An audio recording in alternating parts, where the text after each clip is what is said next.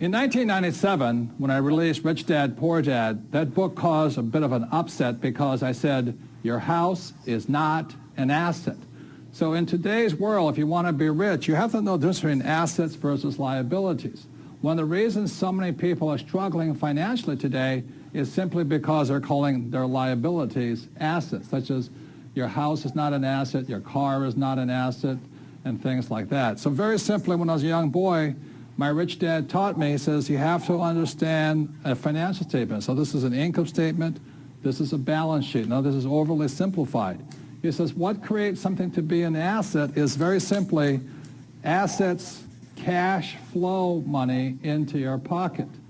And a liability takes money from your pocket. So for most people, their houses are not assets or liabilities because every month it takes money to live in that house. Even those who say, well, I don't have any debt on my house, I've paid it off. Look, you still have insurance, still have upkeep, you still have maintenance. So let me explain this. I'm not saying don't buy a house or don't buy this and all this. I said, if this is a house and I rent the house out and every month it's putting money in my pocket more than my expenses, then that house is an asset. Now that very same house, if it goes unrented or somebody trashes it or whatever they do, that very same house can be a liability.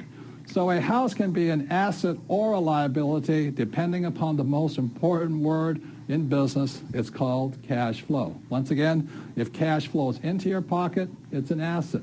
If cash flows out, it's a liability. Think of it this way. If you stop working today, how much cash keeps flowing in? That's from assets. And if cash keeps flowing out, that's a liability. So I'm not saying don't buy a house. I'm just saying don't call a liability an asset.